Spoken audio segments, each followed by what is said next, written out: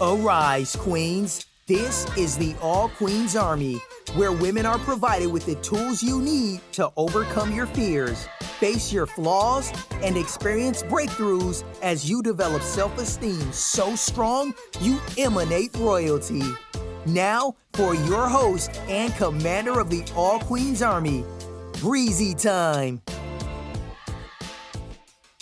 Welcome to the All Queens Army podcast. This is your girl, your host, Breizy Time. I am here today with another dope episode for the queens. You guys know I love talking to you. I'm so excited that we get to spend yet another Monday together because you know what happens on Monday. It is hashtag Motivation Monday, and that means that today's episode is from the MotivateHer segment. So get your queen mug because I am going to motivate the shit out of you, okay?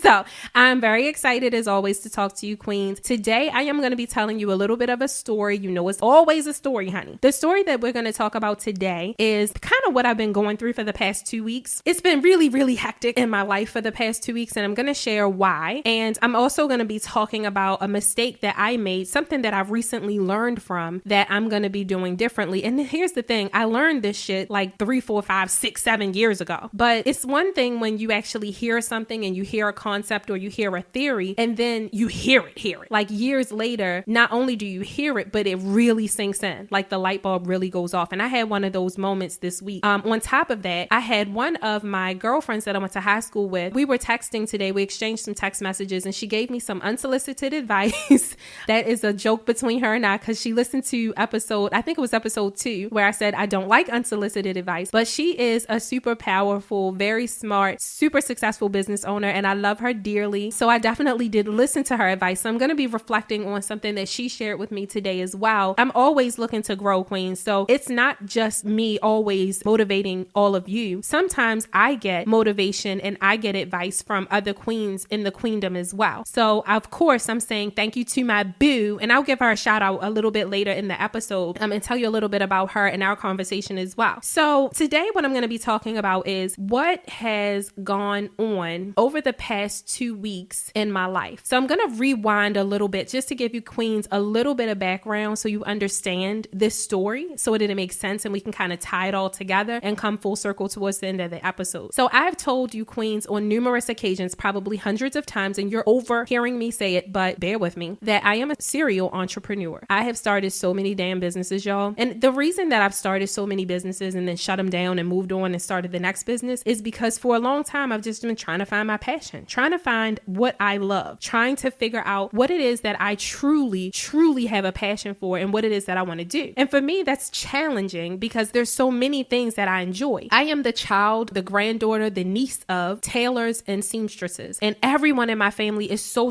creative. My whole family is like a DIY, from carpentry to car services to sewing to event hosting. Like my whole family is super.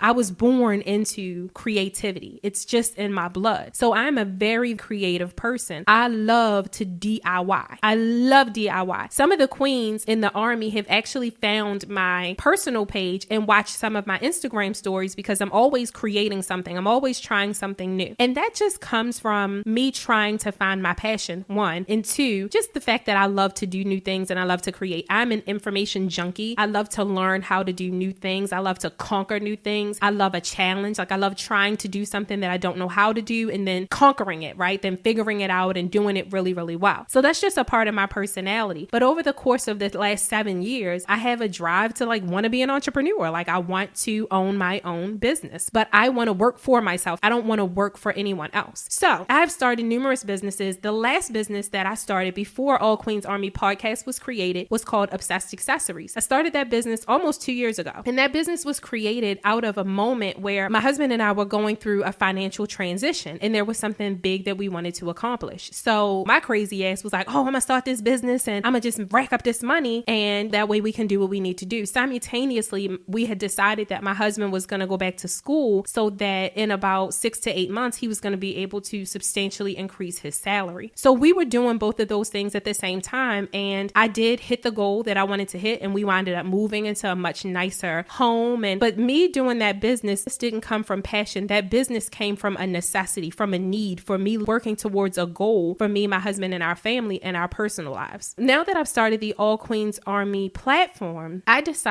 was trying to decide if I was going to continue with Obsessed Accessories and run All Queens Army simultaneously, or if I should shut down Obsessed Accessories and focus solely on All Queens Army, because you have to keep in mind, I have a full-time job. I am a full-time mom with a college student. So there's other things going on in my life that I'm responsible for. And I was just trying to decide, can I really handle giving two businesses my focus and 100% of my heart? And what I decided was that, you know what, maybe I'll let the accessories go, because am I really making a difference selling accessories? Am I really changing lives? And I'm starting to realize that is my passion. My passion is to change lives. My passion is to speak to women. My passion is to talk about what's real, what's going on. My passion is to embrace my new learned transparency in my life. My passion is to inspire and motivate. My passion is to read a shitload of books, because that's what I do, and really understand and learn about life and learn about spirituality and learn about how to tap into that badass black girl magic that all of us have. That's truly, truly what I love to do. Like, if I could just do something all day and all night and I didn't have to worry about money and I didn't need money, but someone said, what would you just do? I would just talk and I would just listen. And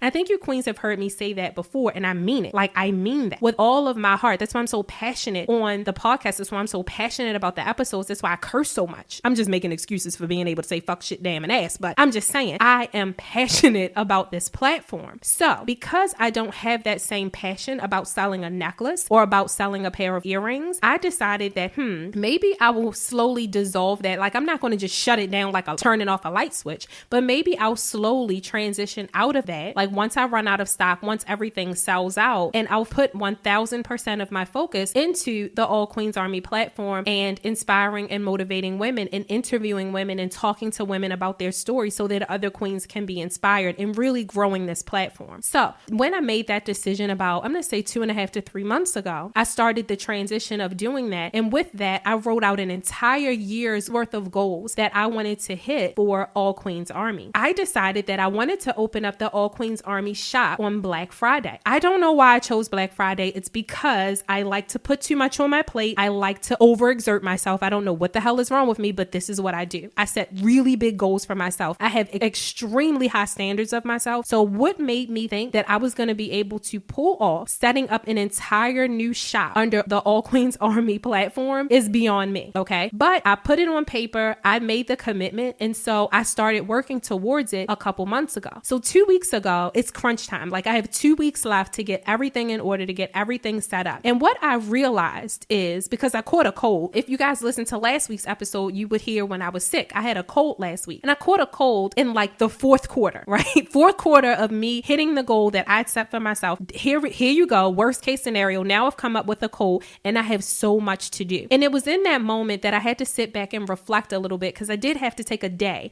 to just give my body a day to rest. And during that time, when I was just sitting back and trying to let my body rest a little bit so I had the energy to do what I needed to do the next day, I was thinking to myself, why do I always find myself in this situation? Why do I always find myself with 1,500 things to do on my to-do list, feeling overwhelmed? Why am I always doing that? Okay. What is it in my mind that makes me overdo it? Why do I always have to set goals that are so big? Why do I always have to want to hit the goal so quickly? Why do I do this? And so I really started thinking about it, and I started doing some self-reflection. And that's something that I do, right? I don't just talk to you guys about growth and change and evolution. I practice what I preach, and I really started thinking about it. And I started writing in my journal, like, the pros and the cons of what I do, the pros and the cons of putting a lot on your plate, the pros and the cons of being quote unquote, and I'm doing finger quotes, busy, the pros and the cons of doing a lot, right? Of having so much to do, because everybody says that. Everybody talks about how busy they are. Everybody talks about how much they have to do. Everybody talks about how they're tired.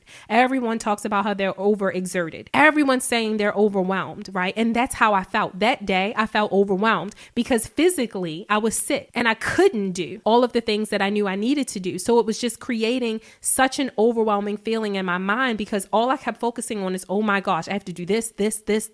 And I couldn't physically get myself up to do it because I didn't feel well. So that's a problem. And I want to talk about that being a problem. And I want to talk about why it's a problem that we overexert ourselves. I want to talk about why it's a problem that we do too much. Why is it a problem when we have too much on our to-do list? Why is it a problem when we are overwhelmed. Why? Let me just go through a couple reasons, right, that I came up with, the things that I was thinking about when I was sitting in my bed that I wrote in my journal. Here's what I said. Setting goals that are too big. We do it all the time. We set really big goals. So think about it. Whatever it is that you want to do, that you want to accomplish, whatever your goal is, whether it's a relationship, working on something within yourself, losing weight, changing your diet, getting something done around the house, finding a new job, getting a task done, getting a project done. Here's what we do all the time, right? Well, here's what I do. I don't know. Maybe y'all don't do this. Maybe it's just me. Shit, I don't know. But here's what happens to me. I look at the thing and I set such a big goal. For example, opening up a shop for All Queens Army. Now, the All Queens Army has been open for 2 months. Who in their right mind would open up a shop after just 2 months of having a platform? Like, who does that? Why do I have to open up a shop so quickly? Why can't I just be content with things the way they are? The platform is getting larger. More and more and more queens are joining the army every single day. There are more queens in the queendom every day. There are more queens engaging every day. Did you queens know that I have over 5,000 downloads for podcast episodes and I only have 14 episodes? I have over 5,000 downloads, 5,000 listens. So why isn't that enough? Why am I still pushing myself? Why am I still wanting more? Why am I still, I got to open up a shop. I got to do this. I got to do that. Like, who sets these expectations in our mind? Why subconsciously do we feel that we have to do so much? Why are we setting goals that are so big? And here's what I realized. It was probably extremely unrealistic for me to think that I could or needed to. Not that I could, because baby, the shop gonna be open on Friday, right? Let's be clear, because I gets it done. Like all of us queens do. We gets it done, don't we, ladies? Yes, we do. But is it realistic? Was it a realistic goal? If it were realistic, then I wouldn't have felt so overwhelmed and tired. I actually would have made that goal for a more distant period of time in the future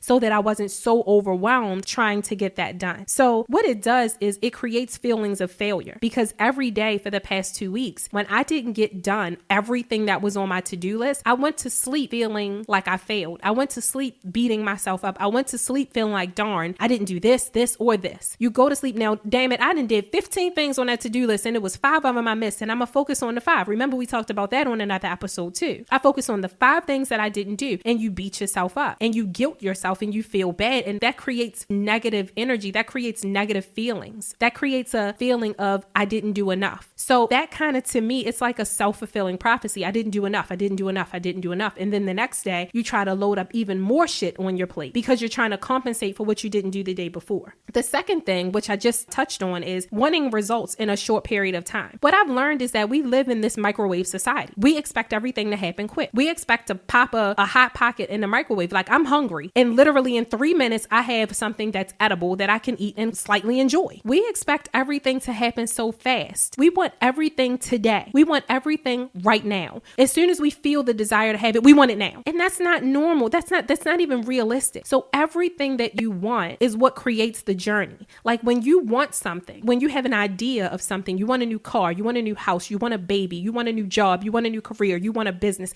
whatever you want, that desire is the thing that creates the journey, because there's a space between where you are and where that goal is. There's a space between there, and only you can decide how long it takes to get to that place. So that's what the journey is about. The journey that you're on is for you to work towards getting to the goal, not for you to overexert yourself and put 1,700 things on your to-do list over the course of 3 to 4 or 5 weeks that get you to the goal. It doesn't work that way. But for whatever reason, we love to set these short-term or short period, not necessarily short-term, but short period results. These microwave, that's what I call them. We want these microwave results. And in wanting those microwave results, you create anxiety within yourself. You're anxious. You're always on edge. You're always worried. You're always, because everything has to happen right now. Everything has to happen super fast. It's an impatience. That's thing number 2. Thing number 3, and this is a big one, and I really took a lot of time thinking about this. Subconsciously, somewhere I started to believe that having pressure to do something last minute gave me like some kind of advantage to get it done. Like, if I had too much time to get it done, then I wouldn't be able to get it done. I couldn't focus. I was procrastinating. I was looking at Instagram. I was reading stuff. I was doing everything else other than doing what I was supposed to do because I had too much time, right? It's just like, when we were in school, when we were in high school or in college, and your paper is due Friday and it's like Saturday. So you got 6 days to do the paper, and you don't do anything until Friday morning. You start writing a goddamn 3,000 word paper and you busting it out. And for us, it's like, well, I'll speak for myself again. For me, it almost felt like I had gotten so accustomed to thinking that things needing to be done quickly really was what was helping me focus and what was helping me bang it out. And I realized in that moment that that's a complete misconception. I realized in that moment that that's not true. It is absolutely not true. Doing something in the last minute and under pressure was what was helping me to hurry up and get it done. I think that's a subconscious mind trick that we play with ourselves,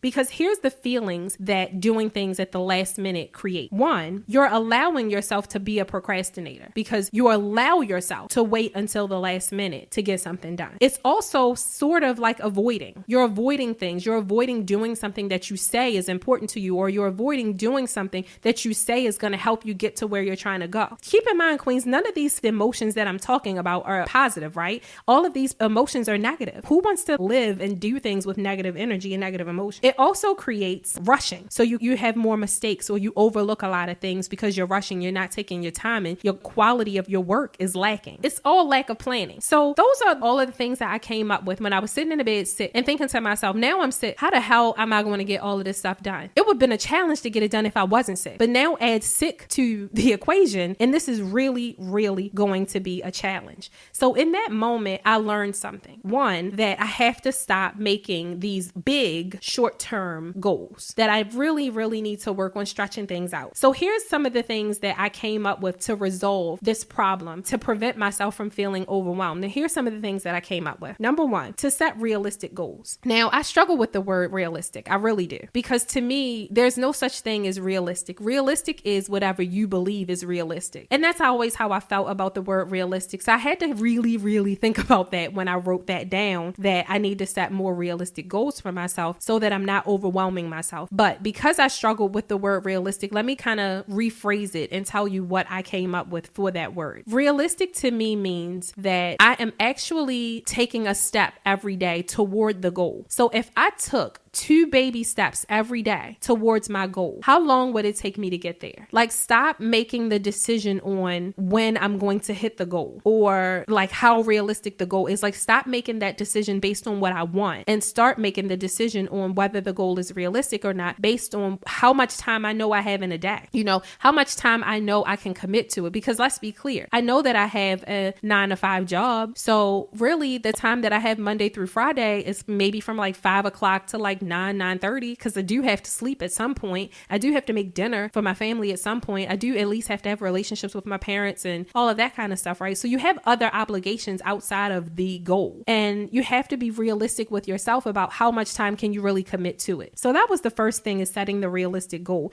And then kind of along the same lines with that, the second thing was really piggybacking off of the first one. The second one was patience. And patience is a hard thing for me.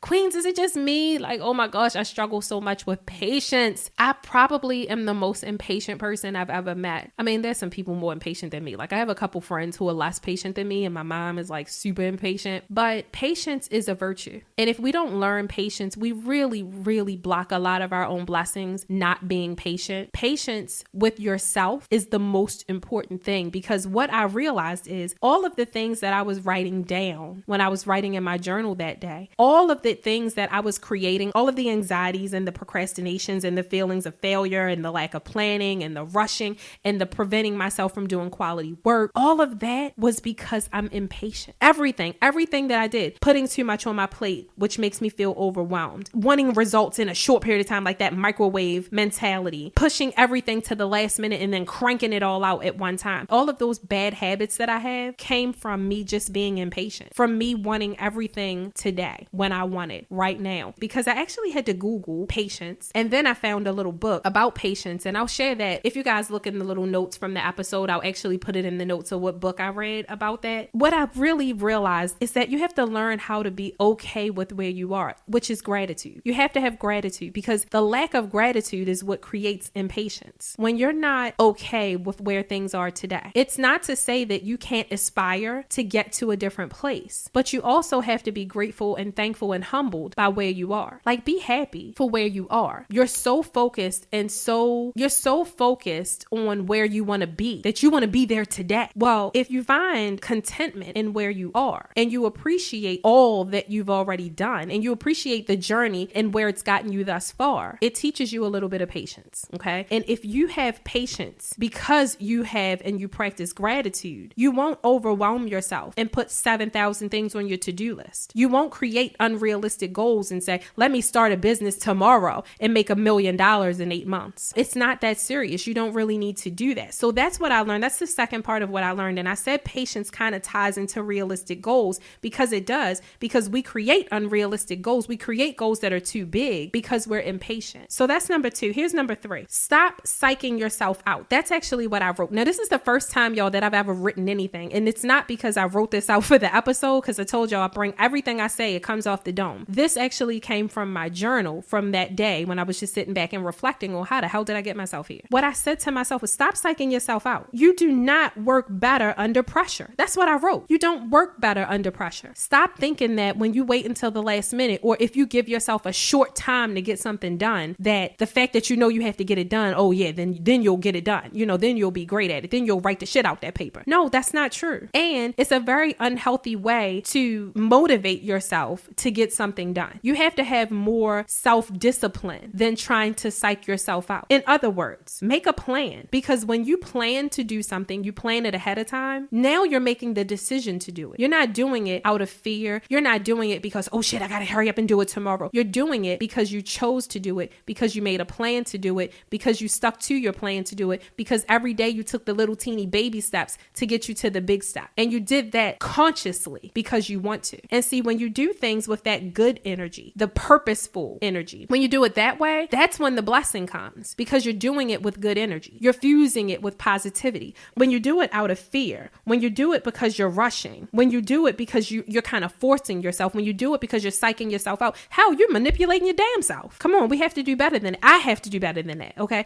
I think I'm talking to myself this episode, right? Maybe I'm not even talking to y'all. Maybe I'm just talking to myself this episode, because all of this was something that went through my mind and that I experienced over the past couple months. So those are the 3 things that I realized that I had to stop doing. These are the 3 things that I said I have to resolve this. I have to set realistic goals. In order to set realistic goals, I have to be patient. I have to be patient with myself. I have to be patient with what I'm capable of. I have to be patient with my time. I have to respect physically what I'm able and capable to do. And on top of that, I have to practice more self-discipline and not psyching myself out, making myself think if I tell myself it has to be done by then, that I can knock it out. No, I can knock it out whenever it needs to be done. I don't have to psych myself out and give myself excuses. So that's what I wanted to share with you, queens. Now I'm going to tell you about the advice that one of my girlfriends gave me today. And she is a boss, y'all. Y'all know I love me some boss chicks, honey. You know I love me some queens who is bosses. So if it's some more boss women out there,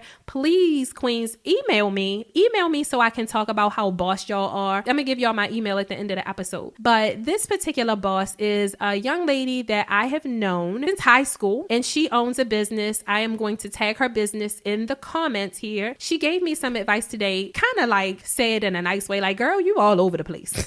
So you got to learn how to focus on one thing at a time. And that was the advice that she gave me today. So as always, because I'm so transparent, queens, I wanted to say thank you to Ayana Woods for giving me that advice. I really do appreciate that. Sometimes it's not like I don't know that I need to focus, y'all. Like I be knowing what I need to do, but I'm a queen just like y'all. And just because I started the platform, it doesn't mean that, like I told y'all before, sometimes I backslide too. So you have to have people in your circle who can kind of just gut check you a little bit, just, give you a tip or two. And they're saying it out of love, and they're saying it because they care about you. So I wanted to say thank you for that. I definitely need to work on focusing a little bit more, because I'm not perfect, y'all. I'm very transparent. I tell y'all the truth. I tell y'all how I feel. I tell y'all what I'm going through. I tell y'all what I experienced. There's really not too much that I'm not willing to share, except for my husband, y'all. And you can't be sharing all that now.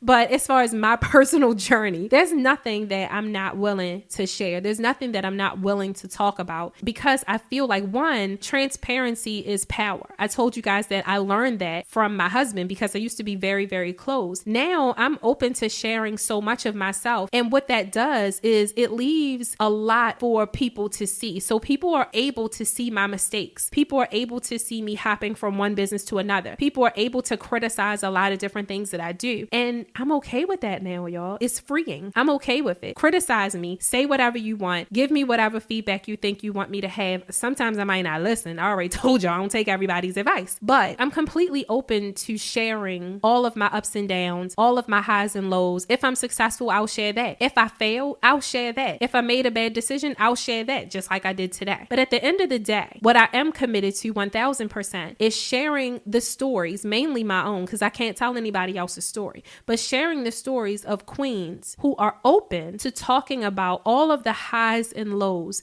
all of the shifts and turns, all of the trials and tribulations that we as women experience on a day-to-day basis. Because if we're not honest about it, if we're not talking about it, if we're not willing to share the stumbles and share the wins, honey, we're not helping any damn body. So with that being said, queens, I hope you got something from today's episode. I love you queens so much, because you queens make it very, very easy to share my story. Do I get some negative feedback about some of the things I share? I do, but I don't be caring. All I care about is the queens who really truly enjoy the platform, the queens who are a part of the All Queens Army and who have jumped into the queendom and who have had positive things to say and who have even offered up advice to other queens to uplift each other, to help one another. That's what this is about. That's what I love about it. That's why I will absolutely commit to helping anyone and everyone grow. So I love you queens so much. I hope you enjoyed today's episode. It's Thanksgiving on Thursday. Also, queens, you guys know that I'm doing a giveaway. So in honor of the shop opening on Friday, which I worked my ass off for that shop, y'all. Now I probably should have waited, but I didn't. And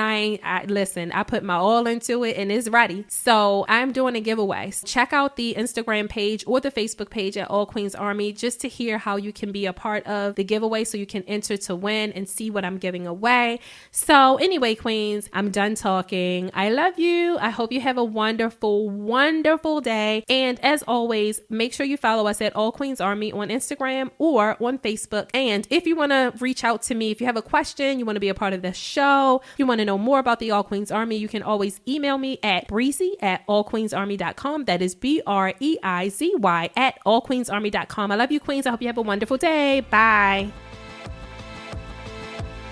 Thank you for listening to the All Queens Army podcast. If you want to connect with Breizy Time and the All Queens Army, be sure to follow them on IG and Facebook at All Queens Army. Or head over and check out the All Queens Army YouTube channel. Until next time.